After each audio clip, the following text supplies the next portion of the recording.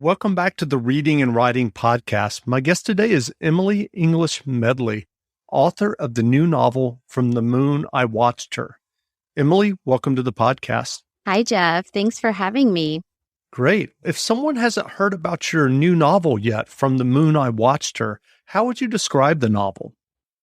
So, From the Moon I Watched Her is a Southern Gothic historical fiction novel that takes place in 1977 against the honky-tonk landscape of Texas. It takes place about 4 years after the decision of Roe v. Wade. It's an emotional coming-of-age story that is told from the first-person perspective of a little girl named Stephanie.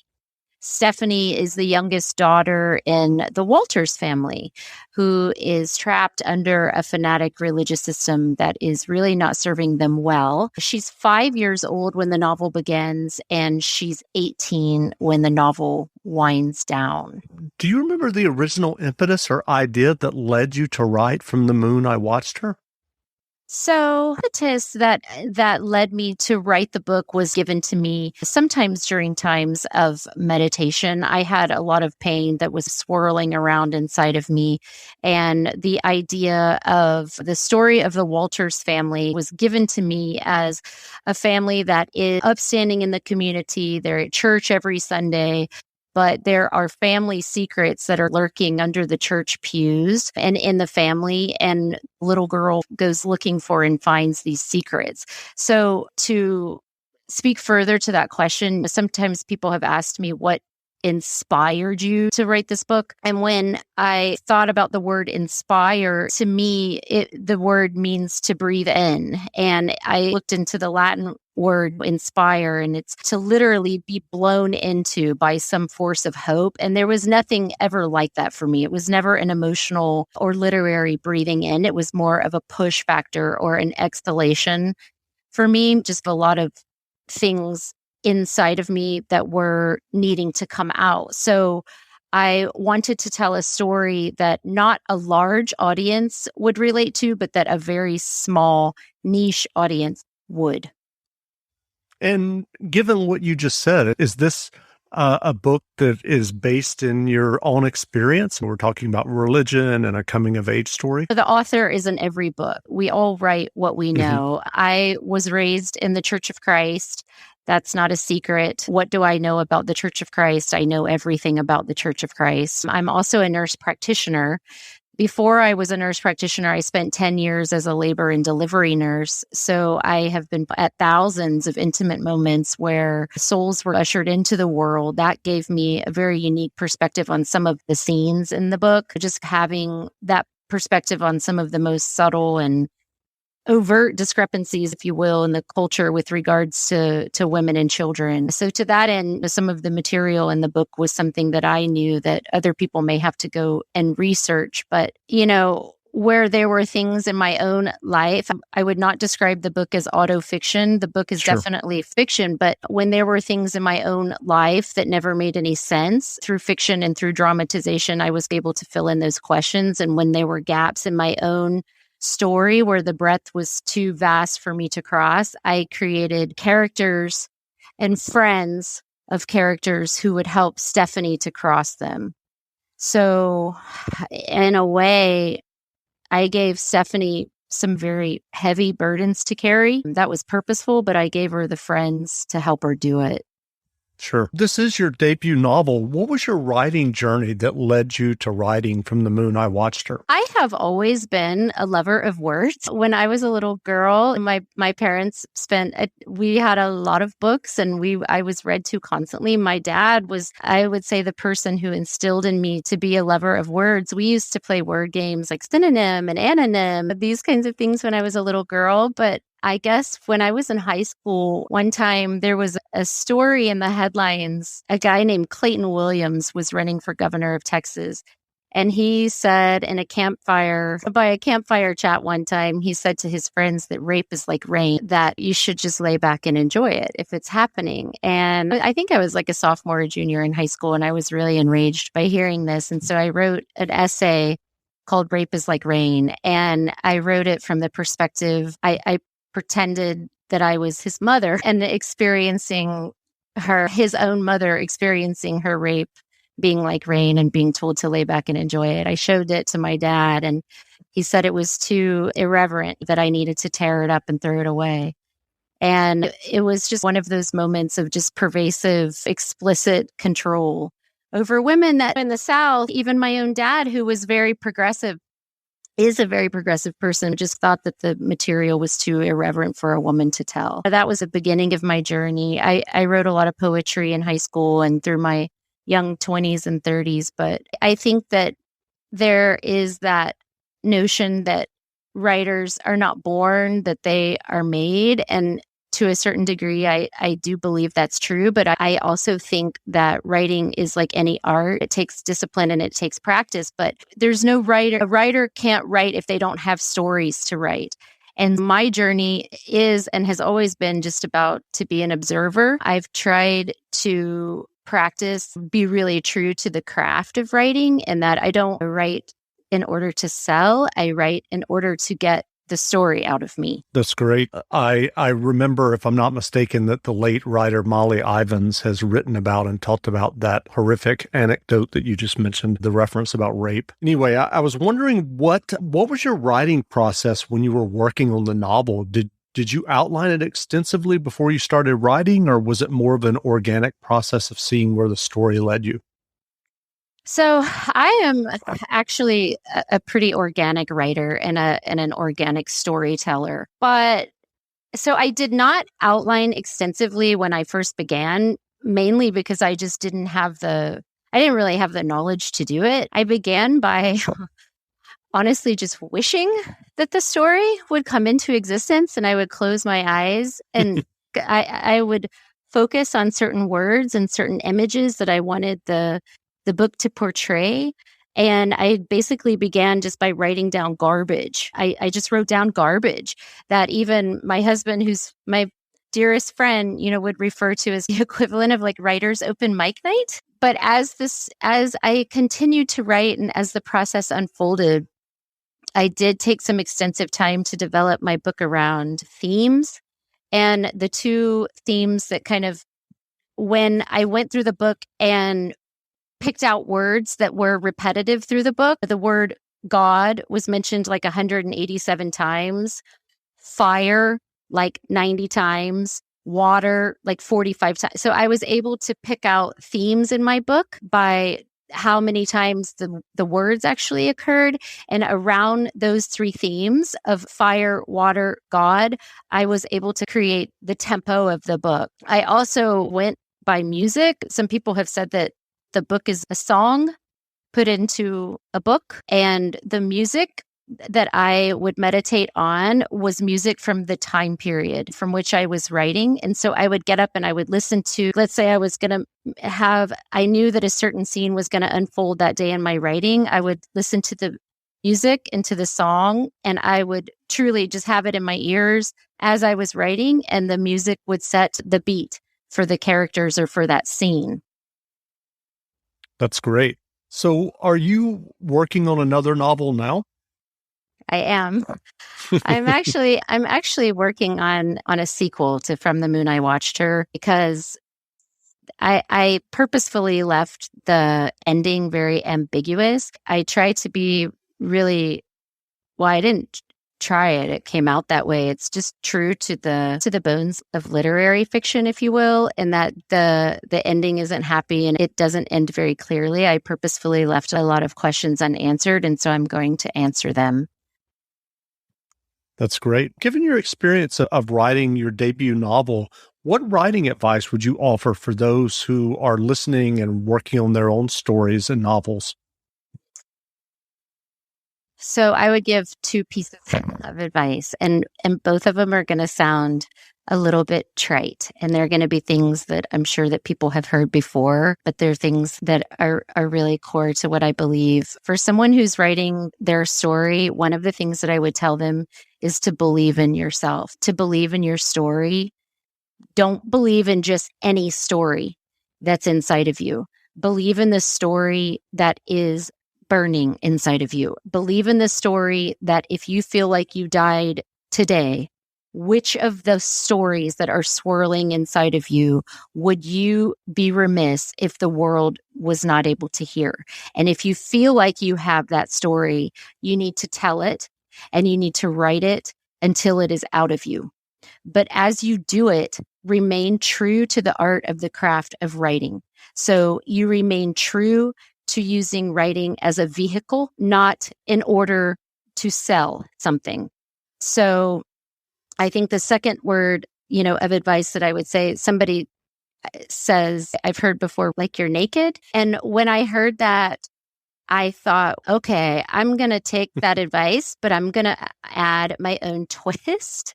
So in my own mind, I told myself I'm going to write like I'm naked, but that I'm sitting in a car and someone beside me at a stoplight looks over at me and catches me naked. So what would that mean? I'm a very private person. I was very protective of this work. I did not workshop it to friends. I did not workshop it to writers groups. I was very selective on editors that were able to work on the project. I was very selective on people who I would even let glance at it, including my own husband. So did that mean I wasn't naked? No, it meant that I was naked when I wrote it emotionally. But if I'm sitting in the car and someone caught me in my car at a stoplight, they would see me in a space where I originally felt like I was maybe safe and alone. They might catch a view of my bare shoulders, my neck, and my chest, but the nakedness would be caught only in glimpses. It is not an exploitation. When you're writing like you're naked, it's not to exploit, but it's to kind of convey a knowledge that there is something that is uncovered, mysterious, probably flawed, maybe scarred, but very beautiful. So to that end, I would say like you're naked, but not like you're exploiting yourself, if that makes sense. Yeah, that's an interesting analogy. What novels or nonfiction books have you read recently that you enjoyed? So I am in the medical field and I read a whole lot of medical journals all the time. The last nonfiction book that I read was, I think, The Clinician's Guide to Menopause Care. And I read Think Like a Monk by Jay Shetty over the new year, just training the mind. And I always circle back to the writing of Wally Lamb. He's my favorite author. And I read Such a Fun Age way before it was on the list of things to read. That was a great one. And then I'm currently reading, Outlaw, because it was right above me on BuzzFeeds in terms of a anticipated historical fiction book. So I was like, I'm going to pick this book up and see what she did. Of course, she grabbed me right away. So, yeah. So how have you been managing in terms of the medical field and the pandemic and also writing? It's been really hard. And I'm actually about to take a sabbatical. I think just working through COVID, just to get into a space of meaning making about the enormity of what we have just faced as frontline workers. It's very painful. It's been very painful working through COVID, and I'm going to take a break. I'm actually going to take a break, as I think a lot of people in the healthcare system are. I really hope that there's still talent that can be brought into the medical field after all this experience. We're hoping that the public is still there for us after this. But I'm going to take a break, actually. Yeah. Wear your mask. I'm not saying that to you. I'm saying that to the listeners. Yeah, please. Well, yes. Where can people find you online if they want to learn more about you and your new novel, From the Moon I Watched Her? So easy. You can go to EmilyEnglishMedley.com. You can Google the book just by the name and it'll pop up, on Instagram and Facebook and Twitter. And I am encouraging everybody to go to their local indie bookstores. Great. Well, again, we've been speaking with Emily English Medley, author of the new novel, From the Moon I Watched Her. The novel is on sale now, so go buy a copy. And Emily, thanks for doing this interview. Oh, thank you so much. Thank you for having me. Now, stay tuned as Emily English Medley reads from her novel, From the Moon I Watched Her. From the Moon I Watched Her by Emily English Medley. This book is for my precious husband, Jason, and the voiceless. Part 1, Burn for a Burn. Chapter 1, Pasadena, Texas, 1977. The Christians were coming in and sitting to the right of the stage, and the devils were sneaking in from the left. The auditorium is noisily brimming with enthusiasm tonight, folks, as we wait to hear two outspoken opponents debate the question that is arguably permeating our decade. Is abortion murder? The pretty lady with black hair and a red and white scarf around her neck tapped her microphone. Testing, testing. 1, 2, 3. Am I on? I don't think this thing is on. I looked up at her and tugged on the bottom of her striped skirt. Miss, can I talk in that? She patted the sides of her hair, but it didn't move at all. I tapped her skirt again, this time harder, and thought about poking her, but I didn't. Ma'am, please? She didn't answer me. Ma'am, can I please hear my voice in that thing? She leaned down and smiled at me, and her lips shone like ham in the sun, and her teeth were big like a horse. She pushed her wide glasses up on her nose and waved to the man with the tight brown curls who held a big black camera. She bent down and patted me on the head. Run along, kiddo, okay? I'm trying to work here. You're cute, though. She stood back up, whispered to the cameraman, and pointed over to the stage, showing him where to stand. No, not here. There, she said. Everyone at church said I was little Paul because I looked so much like Daddy. They called him Deacon Paul at church on Sundays when he passed the collection plate. My daddy was an extra good Christian, but he was a banker at First Community Bank every other day. We both had red hair and freckles and white skin, but I didn't cry if someone said carrot top, because it's not bad to be one. No, not at all. In fact, God made me something special. I'm the only one of my kind. God gave me a body and a bright, healthy mind, my Sunday school teacher sang while we got our carpet squares out. And guess who the teacher was? Mother! That's who. I was not tall like Daddy because I was 5, but my sister Catherine was tall because she was 7. Mother's father, Daddy Black, was a big, strong, loud preacher at Bayside Church of Christ in Pasadena, Texas, where we lived. And that's who everyone was here to see. Daddy Black was bald and had a pointy nose, and everyone in Texas knew that the Church of Christ was the best. And everyone in the world knew that Texas was the best. We were the biggest state in this world. And Daddy said there was a wildness in Texas you just couldn't find anywhere else. Darling, there you are. Stephanie, stay close to me. This is not a playground. Mother knelt down and put her face right up next to mine and licked her finger and cleaned my cheeks. Don't dawdle off again, she said. I held Mother's hand very tight while we walked up to the front of the stage.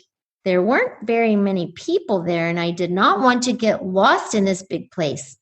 We went right by that pretty lady with the microphone and the man with the camera, like we didn't even see them. That will teach her to tell me run along, kiddo.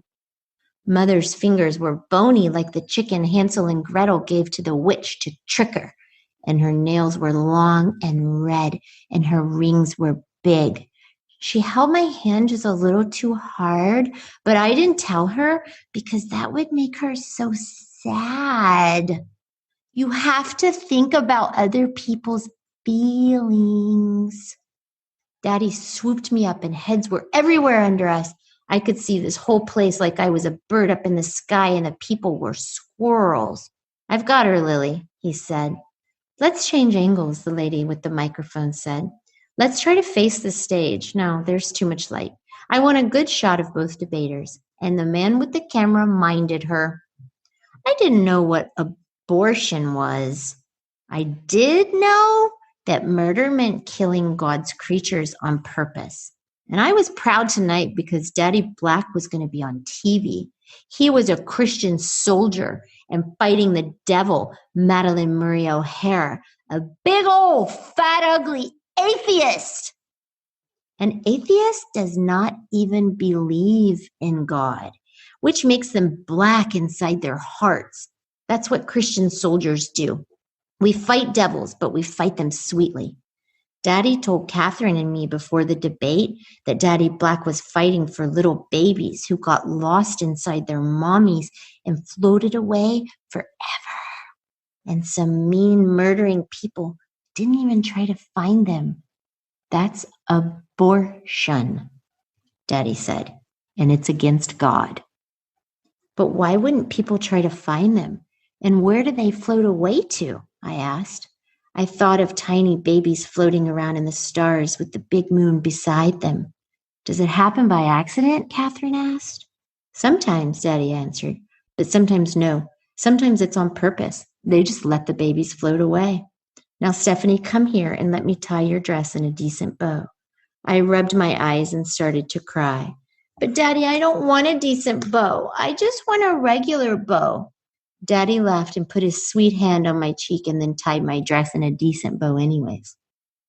Paul, don't lie to them and tell them it happens by accident, Mother said. Catherine, sit up straight and hold your stomach in. And Catherine sat up straighter and sucked in, so I sucked in too.